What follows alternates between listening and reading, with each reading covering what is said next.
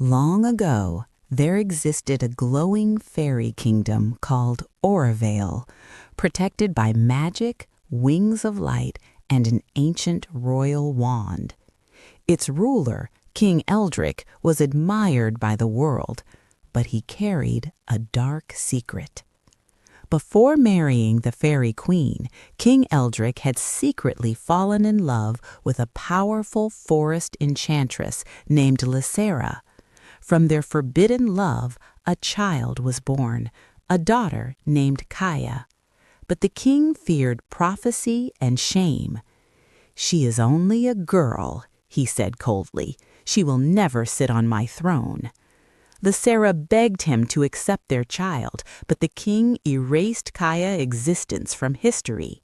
Heartbroken, Lysera entered the fairy kingdom to confront the king. Instead of mercy, she was betrayed. On the king's command, a shadow demon was summoned. Before Kaya's eyes, her mother was destroyed. The forest screamed, the sky darkened, and something inside Kaya shattered forever. Birth of the Dark Witch. Lost and alone, Kaya wandered into the forbidden ruins where she discovered the Book of Hollow Magic, a spell book that feeds on pain and rage. As the pages turned, her tears became power. From the ground, she summoned spectral wolves, born of grief and vengeance, their eyes glowing blue fire. The kingdom's destruction. The ghost wolves stormed Orovale.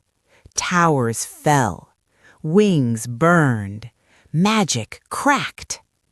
In the chaos, the fairy queen gave birth to a baby girl, Princess Tahlia. With the kingdom collapsing, the queen fled into the mortal lands, entrusting the child to a humble guardian. Behind her, Kaya confronted the king. "No crown can save you," Kaya said. And with one final spell, the king fell. Orovale was no more. Years passed. Princess Tahlia grew up unaware of her royal blood, raised with kindness instead of power. She lived a simple life, helping others, listening more than speaking, and believing that even the deepest wounds could heal. But a prophecy whispered through time. Only the child born during the fall can awaken the final wand, not through anger, but through mercy. Far away, the shadows of the past still lingered. To defeat the Witch of Ashes, Tahlia's journey had just begun. She set out on her quest, crossing enchanted forests where trees glowed softly at night, climbing dark mountains wrapped in mist, and passing through hidden magical realms forgotten by time. At last, she reached the ruined tower of Orovale, a land of broken stone and silent sorrow. There, among the ashes, ruled Kaya, the Witch of Ashes. Her eyes burned with blue fire. Ghostly wolves circled her, their howls echoing through the ruins. "You dare return, child of my enemy?" Kaya snarled. But Tahlia did not raise a weapon. She stood firm, holding only courage in her heart. "Kaya," Tahlia said gently, "I know your pain. I know your loneliness. It doesn't have to end this way."